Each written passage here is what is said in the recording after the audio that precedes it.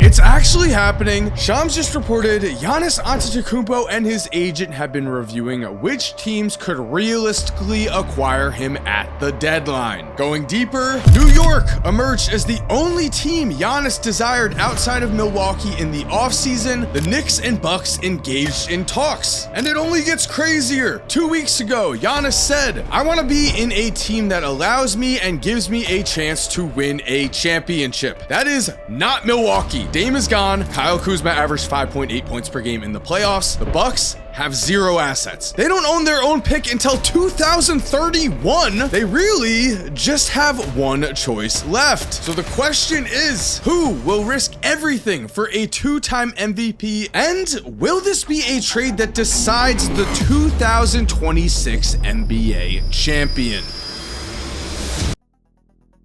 So, was this the moment that Giannis reached his actual breaking point? As we're seeing this, tensions rising on the court. As we just saw, the Bucks not only lost Game 5 in this series, but Giannis showed frustration we have not seen since his earlier days. Let's remember, back in 2021, Giannis was a two-time MVP, Defensive Player of the Year, Finals MVP, and champion. At that point in time, people were saying he was on the path to challenge Tim Duncan as the greatest power forward ever. But now, heading into the 2026 season, Giannis has left that conversation. The reason being, he isn't winning. The Bucks have lost in the first round of the playoffs in 3 straight seasons. This trade demand makes perfect sense. And behind the scenes, it looks like Giannis has all but directly said that he does indeed want out. In the summer, Bucks general manager John Horst, who built their title team, flew to Greece to convince Giannis that with the current roster, they were still a contender. Giannis's response, he aired concerns about whether there really was a path to championship contention, and he wanted to explore an alternative path forward for both the Bucks and himself. Perfectly understandable, because if we're being completely honest, the Bucks have zero chance to win an NBA championship with their current core, and they have zero assets to bring in another big name. Which means once Milwaukee faces reality, due to the fact that they don't own their own picks until 2031, they really only have one option here. Trade Giannis and aim for young players back in return, which is where the fun part comes in, because where is Giannis going to end up? There are two different camps of teams here. The teams that would need Giannis to demand a trade directly in order to make a deal happen, those are the Lakers, Knicks, and Warriors, and the camp 2 teams that have the assets that are appealing for Milwaukee, but still would be championship contenders even after they traded them. Some people are including the Sixers in that process, but really, I see those teams as just the Spurs and the Rockets. Let's be clear here, Giannis can essentially force his way to any team that he wants to go to, or at the very least, create a short list of teams he's okay with. When an NBA star who is still in his prime decides that he wants out, he holds all of the cards. The team that he is playing for can't really do anything if the star says he is only going to extend his contract in certain places. If Jimmy Butler had that power at the age of 35, Giannis at the age of 30 has even more power. And so speaking of Jimmy Butler, let's address the Golden State Warriors right away. The Warriors could send away Jonathan Kuminga, Moses Moody, Brandon Podziemski, and Buddy Hield, and that still would not be enough salary to make a trade work. It also would destroy their entire depth. So Golden State's only path to trading for Giannis would be pulling a cold move on either Jimmy Butler or Draymond Green. In all likelihood, Jimmy Butler would be the one to go. We'd be looking at a 3-team deal where Butler would be sent to a team that then in return would provide Milwaukee with younger building blocks. And if Golden State does make that choice, they can include Kuminga, who's their obvious trade asset, along with pods depending on the trade market, as well as picks. They would need to get back either Miles Turner or Kyle Kuzma. They'd of course prefer Turner, but Kuzma is probably who they'd get. As for the Lakers, they have a chance to pull a hilarious move here, and you could pull an even better move by subscribing, but only if you're liking this current video. As for the pure comedy, a Giannis for LeBron and Bronny trade does work, but LeBron at this age will not give the Bucks enough assets back in a 3-team deal. However, We are living in a world where Giannis could create a new updated shortlist, and he also could change his mind on the Knicks and just demand a trade to the Lakers. That would need to happen for the Lakers to get Giannis because they certainly will not have the best offer. What Los Angeles does have is cap space for the 2027 summer when Giannis becomes a free agent. That's been said as a potential threat Giannis can make against the Bucks. So for Los Angeles, in order to make this deal happen, they'd have to give the Bucks Austin Reeves,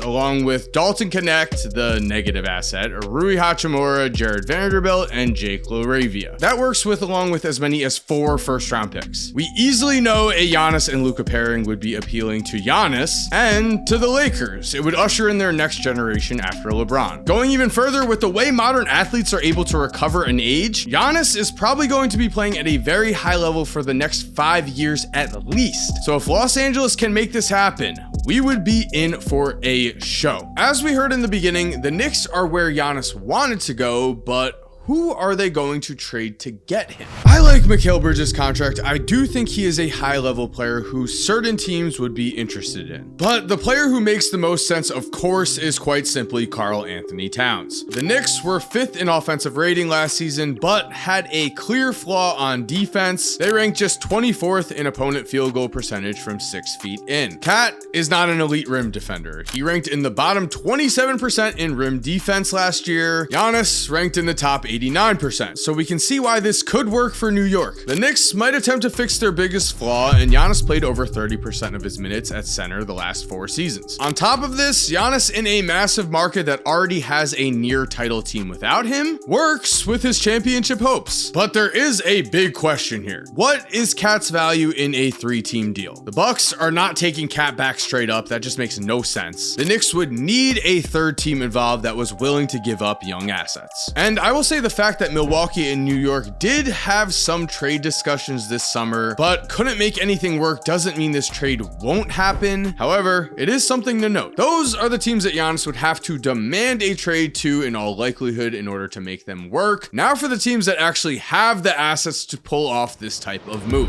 Again, I'm writing off Philly. I'm sorry, Philly fans, but I don't see Giannis betting his career on Joel Embiid's health. What I could see him betting on is Victor Wembanyama's rapid rise to stardom. The Spurs have the assets here. Is Devin Vassell, Harrison Barnes, and then either Stephon Castle or Dylan Harper an overpay? Some might say yes, but remember, we don't know what the trade market is going to be. It might take an insane offer to get Giannis, or we might see a Luka situation where you only have to trade away one big asset and then everyone calls it a conspiracy. If this is more of a Luka situation, Stephon Castle or Dylan Harper, along with Harrison Barnes, Keldon Johnson, and first-round picks are also right there. And I do think once the season starts and we see year 3 Wemby, Giannis would believe that he could win a championship with that man. Victor is already playing at a level that is beyond his years. He was 2nd in Defensive Player of the Year voting as a rookie. He would have won that award if he played enough games last season, and averages of 24.3 points, 11 rebounds, 3.7 assists, and 3.8 blocks a game in year 2 are just wild. And overall, a Giannis plus Wemby pairing would be disgusting on the court. The Spurs with Fox do have enough high-level players to throw themselves into championship contention with Giannis, and personally, I would love to see Wemby playing in big playoff games as soon as possible. And down to our final team here, the Houston Rockets. If Houston somehow fleeces the Bucks, a trade package of Jabari Smith Jr., Tari Eason, Reed Shepherd, Dorian Finney-Smith, and Steven Adams does work. What's more likely though is Sengun would need to be in this deal. Sengun, Reed Shepherd, and Dorian Finney-Smith works. With this trade, the Bucks would get back a proven young all-star as well as a very promising young talent in Reed Shepherd, the type of trade package that NBA stars used to be traded for. But does this make sense for Houston? Sengun plays a very specific role for this team, and he plays it at a very high level. So while Giannis can play center, we do know he is really a power forward. And in order to get Giannis, Houston probably would be trading away too much of their future. They can just allow Amen Thompson, Sengun, Jabari Smith Jr., and Reed to grow as players, and while doing so, still win at a very high level with Kevin Durant now in the mix. Amen Thompson is absolutely untouchable, so he is not going to be involved in any Giannis trade. But so, with all of this said, if I was just going off of pure asset fit plus the championship contention is there, personally, I think the Spurs make the most sense, but we have not seen if Giannis is going to release a new and updated shortlist just yet. I do want to hear what you think down below. Where do you think Giannis is going to end up playing? And if you like this video, I think you'll love this video on the NBA's next superstar who nobody is talking about. I hope you enjoyed today's video, and if you're already subscribed, thank you so much for your support. You are awesome. We all know it. And as always, have an awesome day, and cue